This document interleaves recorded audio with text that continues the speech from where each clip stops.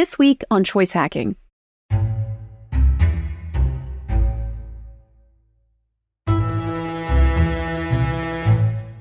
It's one of the biggest fails in business history, Kmart.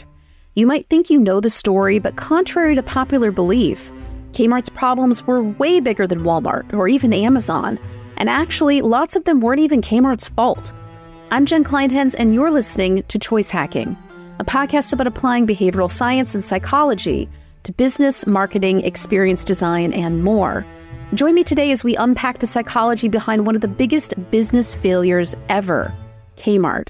The thinking traps they fell for, the psychological mistakes they made, and how we can learn from their errors to improve our own businesses and brands. But before we get started, I want to take a minute to chat about Choice Hacking's new coaching practice.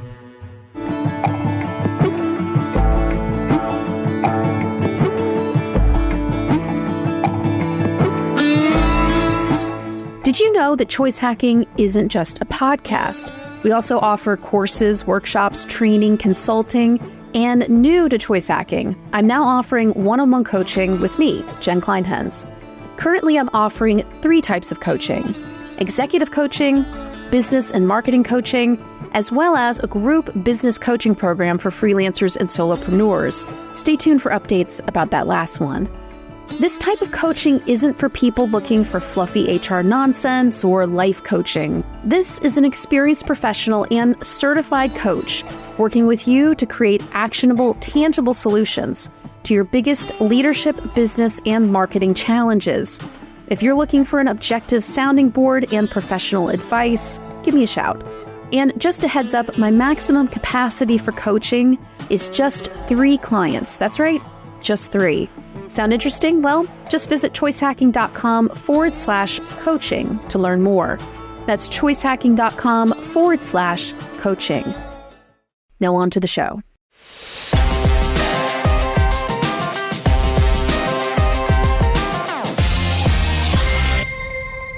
To understand why Kmart failed, we really need to understand why it succeeded, at least at first. Founded in 1962, the same year as Target and Walmart, Kmart would eventually become the country's leading discount retailer. But its roots went much deeper than the 1960s.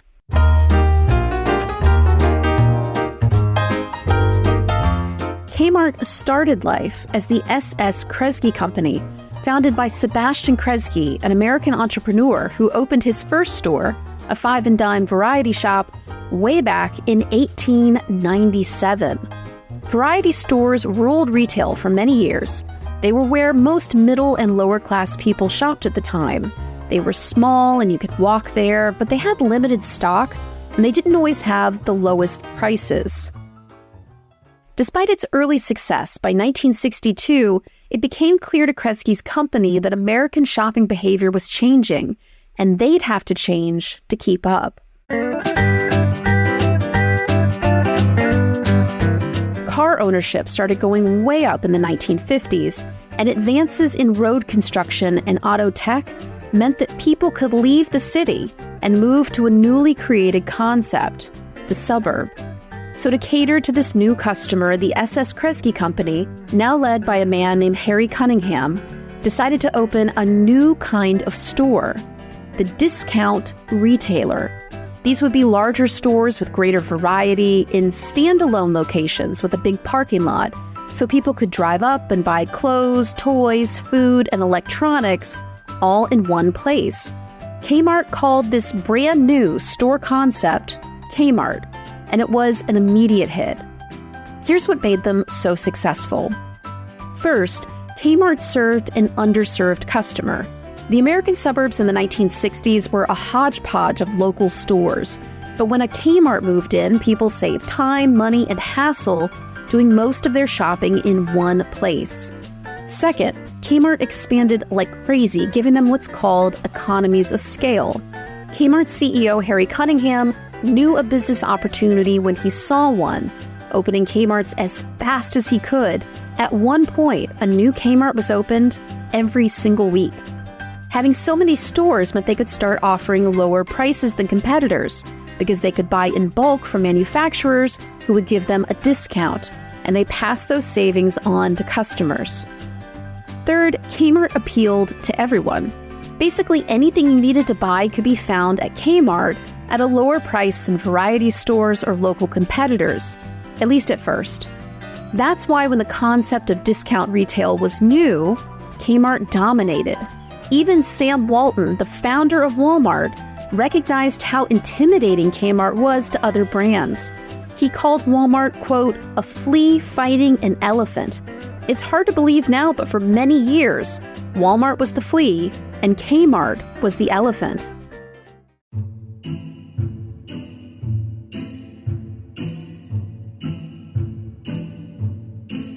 Close your eyes and imagine a Kmart shopper. Who do you see? Well, if you had done this exercise with 10 Kmart executives in the 90s, they probably would have come up with 10 different answers. That's because Kmart didn't really have a great idea of who it wanted to serve. They were so focused on being known for low prices that they couldn't agree on who needed to know that they had low prices. Brand strategist Eric Beeder said, one of the key problems of Kmart is that they have not created a niche outside of pricing. Think of a niche like a target audience, the people your business can serve better than anyone else. In the early days, Kmart didn't need a niche because it was the only store of its kind in most places. But when competition is introduced into an industry, in this case discount retailing, it forces brands to split up the market to survive. They each pick an ideal group of people and focus their merchandising, marketing, and store experience on them. The goal is that when a group of customers, like moms of young kids, for example, think, I need back-to-school clothes, the first place they think of is Kmart, because Kmart has spent a lot of time and money marketing to them and making Kmart a nice place for them to shop. Marketers call this concept mental availability. How easily does a brand spring to mind when you need to buy something? But when other discount retailers popped up, Kmart lost out to Walmart and Target, who knew exactly who their customers were and what they wanted.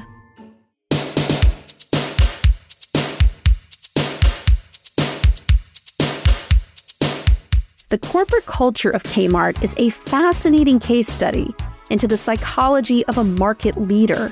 When you're the elephant, to go back to Sam Walton's metaphor, everyone else is a flea, and you start forgetting what it took to become an elephant in the first place. You get arrogant, you start thinking you're smarter than everyone else and that you'll never be beaten or be wrong.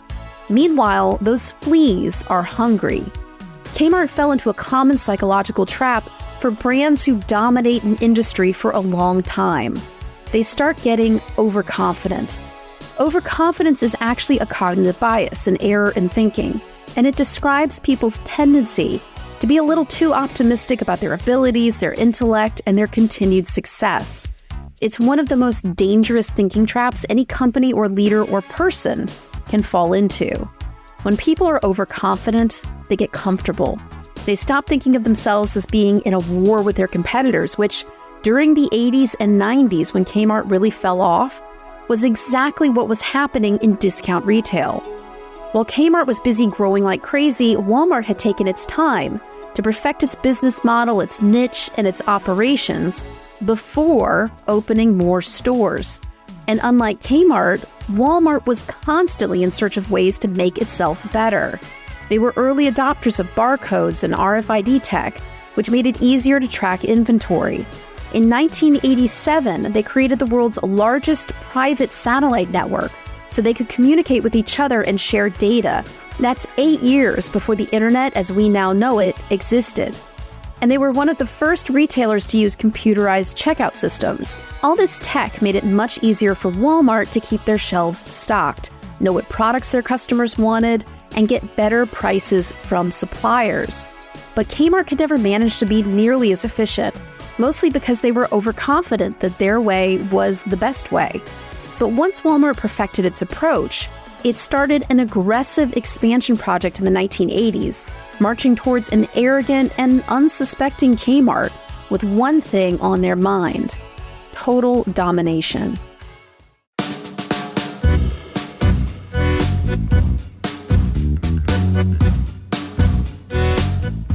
Kmart's store experience never really managed to hit the right note with customers.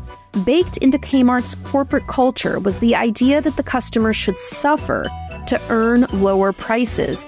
And those are their words. Old, dingy stores were one thing that Kmart thought customers should just put up with. But by the 90s, Walmart had closed in on Kmart, and their leadership knew it had to do something to compete. So its stores underwent a large refurbishment project, but at a cost of over $1 billion, which the then CEO had borrowed at a high interest rate. At the same time that Kmart was rapidly losing sales and customers to Walmart, which meant its ability to pay the loan back was disappearing. Rather than pay to refurbish underperforming stores, they started closing those stores instead, which again ate into profits, setting them up for a cash crisis and a death spiral.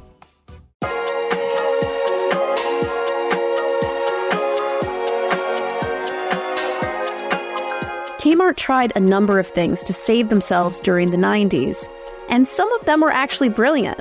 The best one was focusing on developing famous brands like Martha Stewart's Everyday, which they built into one of the biggest and best-known homewares brands in America. But again, Kmart shot itself in the foot. Its TV ads focused mostly on the brands it carried, like Martha Stewart. But the problem with bringing in really strong brands and not developing your own is that people will pop into a Kmart specifically to buy a Martha Stewart knife set and then leave without buying anything else. Compare that to Target, who partnered with the legendary industrial designer Michael Graves. This partnership was mega successful for Target because it didn't focus on messaging only the Michael Graves brand. Instead, they used Michael Graves as a proof point that Target had lots of cute stuff at a good price, using the Michael Graves brand to make the Target brand stronger, not the other way around.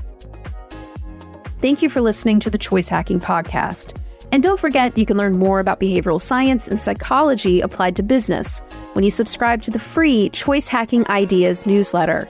You'll join more than 8,000 brilliant entrepreneurs and marketing folks from companies like Google, IKEA, Coke, and Disney, who get my newsletter to learn what makes their buyers tick.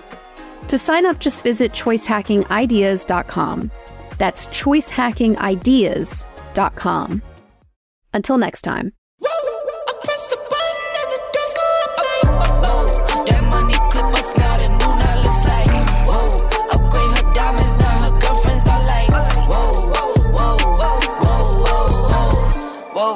I hit record a drop, you can't ignore it.